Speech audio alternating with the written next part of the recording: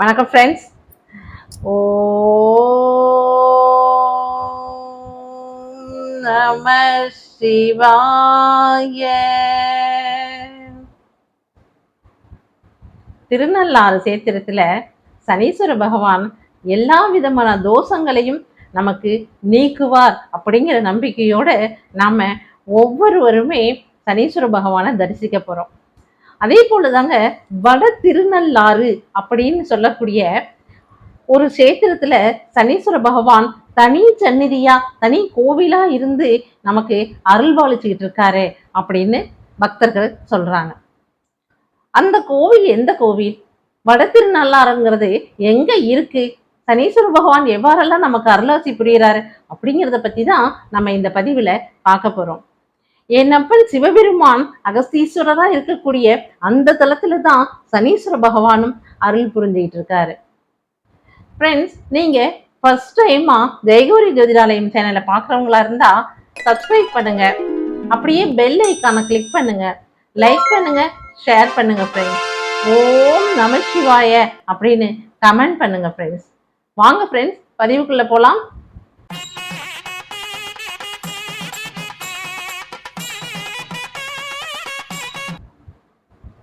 சென்னையில பல்லாவரம் ரயில்வே ஸ்டேஷன்ல இருந்து ஒரு 4 கிலோமீட்டர் தூரத்துல பொழிச்சலூர் அப்படின்னு ஒரு ஊர் இருக்குங்க.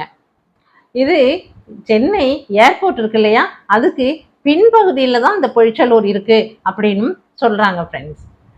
நமக்கு சென்னை சப்ஸ்கிரைபர்ஸுக்கு இதெல்லாம் தெரிஞ்ச இடமா இருக்கலாம்னு நான் நினைக்கிறேன். எப்படின்னா, இந்த பொழிச்சலூர் கிராமம் சோழர்கள் காலத்திலும் சரி பல்லவர்கள் காலத்திலும் சரி நல்ல ஒரு பெயர் போன, அதாவது பெயர் போனன்னா என்னது, ஒரு நல்ல நிலைமையில இருக்கக்கூடிய ஒரு பெரிய நகரமாவே இருந்திருக்கு. பொழிச்சலூர் கிராமத்துல இருக்கக்கூடிய அகஸ்தீஸ்வரர் கோவிலை பத்தி தான் நம்ம இப்ப பார்க்க போறோம். பொழிச்சலூர் அந்த மெயின் ரோட்ல இருந்து 3 கிலோமீட்டர், அதாவது என்ஹெச்ல இருந்து 3 கிலோமீட்டர் உள்ள போகணும் அப்படின்னு சொல்றாங்க ஃப்ரெண்ட்ஸ். இங்க இந்த ஊருக்குள்ள இவ்வளவு பெரிய கோவில் இருக்கு, அங்க கோசாலையும் இருக்கு அப்படிங்கிறதே நமக்கு ரொம்ப ஆச்சரியமாகவும் இருந்தது ஃப்ரெண்ட்ஸ். எப்படின்னா, அகஸ்தியர் எல்லா இடங்களிலுமே, செல்லும் இடங்களில் எல்லா இடத்துலையுமே சிவலிங்கங்களை ஸ்தாபித்து சிவபூஜை செய்து வந்தார். ஒவ்வொரு இடத்துலையுமே சிவலிங்கங்களை ஸ்தாபித்து சிவபூஜை நடத்தி கொண்டிருந்தார். இந்த இடத்துக்கு வரும்போது அங்கே அவர் அமர்ந்து தவம் பண்ணலாம், பூஜை செய்யலாம் முடிவு பண்ணும்போது இங்க தானாவே உருவான சுயம்பு லிங்கமா இங்க இந்த அகஸ்தீஸ்வரர் இருந்திருக்கார். அதை பார்த்த உடனே அகஸ்தியர் ரொம்ப மனசு சந்தோஷப்பட்டு அந்த இடத்துல பூஜை பண்ண ஆரம்பிச்சதுனால அந்த சுவாமிக்கு பேரே அகஸ்தீஸ்வரர் அப்படின்னு பெயர் வரலாச்சு.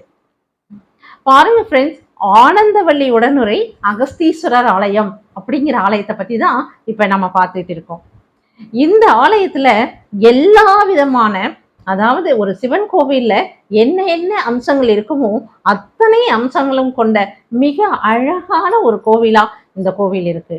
இந்த கோவில்ல விமானம், அதாவது அகஸ்தீஸ்வரர் இருக்கார் இல்லையா, அவர் இருக்கக்கூடிய அந்த சந்நிதியின் மேல இருக்கக்கூடிய விமானம் கஜ பிருஷ்ட விமானம் அப்படின்னு சொல்றாங்க.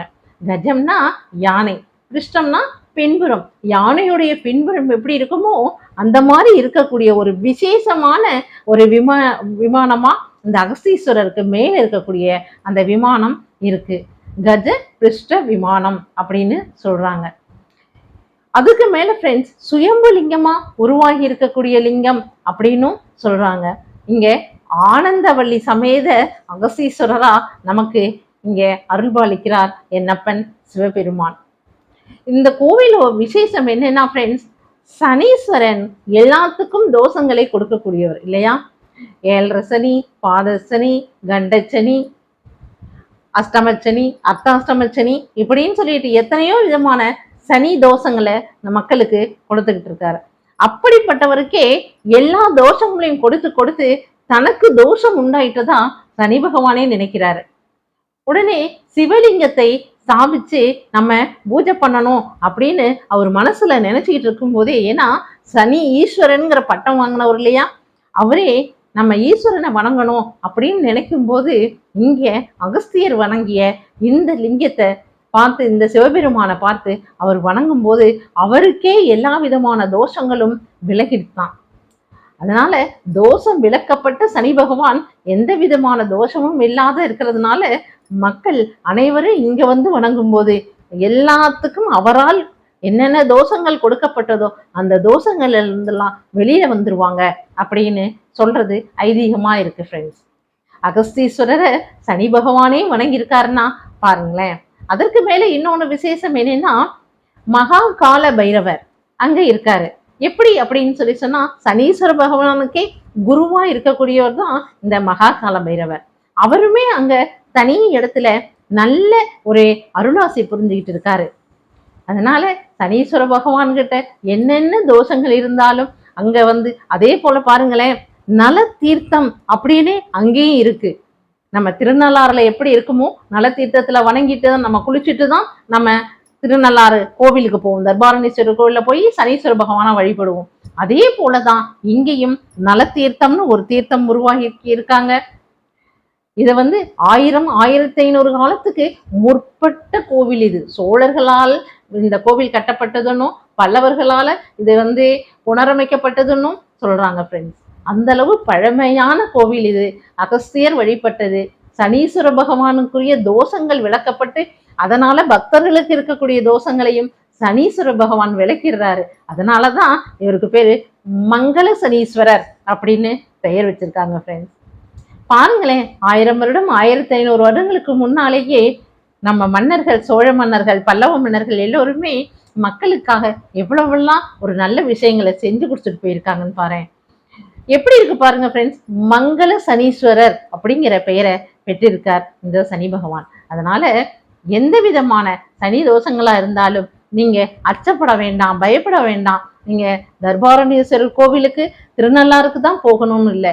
இந்த திருநள்ளாறு, வட திருநள்ளாறுன்னு அழைக்கப்படக்கூடிய இந்த பொய்ச்சலூருக்கு வந்து இந்த சனி பகவானையும் கூடவே அவருக்கு குருவான மகாகால பைரவரையும் வணங்குனா எல்லா விதமான தோஷங்களும் போகும்.